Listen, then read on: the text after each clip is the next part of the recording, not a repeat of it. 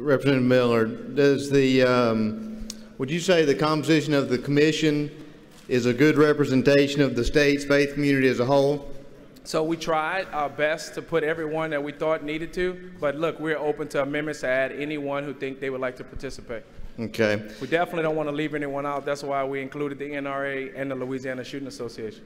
Right. I think there were only 3 faith-based groups in the commission. Is that correct? Out of what, 15 entities? No, but the Louisiana Interchurch Conference is actually multiple faith bases all into that conference. So that's why we plugged them in and think that they would have a diverse representation. Right. I noticed about 600,000 Southern Baptists weren't on there. But I've got another question for you. You say the churches would be eligible for grants? Yes, sir. That's the point of the fund. Okay. If churches with pastors who openly oppose same-sex marriage, would they be eligible for those grants? Yes, under this, yes, they would. Would churches who openly defied any potential stay-at-home orders that were in place, would they be eligible for these grants? Any nonprofit holy place that is defined as a church will be eligible for this grant. Even if they took stances that I just asked you about? Any nonprofit holy place that's considered a church will be eligible for this grant. Okay, thank you. I don't go to those churches. All right, Representative McCormick for a question. Hey, Representative Miller, I appreciate you bringing this bill. You know, there's something I'm really concerned about.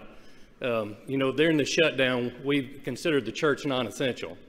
And I'm concerned about the fact that some people that make, or some groups that make up this organization were part of those groups. Does that concern you that somebody that's going to be over the church is now considering our God and our church as unessential? Who specifically in this bill considered the church non-essential? Sorry. Say it again. You said someone in this bill considered the church non-essential? Who Yes. specifically, I don't know who specifically you're referring to. GOSAP. I think the governor made that decision. Right. Does he not control GOSAP? He appoints people in GOSAP. I don't think he controls. And you know what? I'm also worried about if we put cameras in those churches, is the government going to be able to monitor those cameras? Cameras doesn't have to be in the church, and we're not forcing any cameras in the church. We're only going to have a mechanism where they can apply for grants to do what they would like with cameras or security or training security or any type of construction that would be related to security. No Right. cameras will be mandated in this bill. And I do appreciate your intent, and I know you mean well, but also, you know, everything, all of our loss of rights come in, you know, this first little step. No government gives any money without strings attached. I don't know what it's going to be here. I don't think that's your intent to have strings attached. So I'm very concerned when we start merging government and churches together like that. That's a valid concern, but remember, everything in this bill is strictly voluntarily. If your pastor or your priest, whatever holy place you go to on Sundays, would like to apply for a grant, then they can apply, but they do not have to. Thank you, Representative. Yes, sir.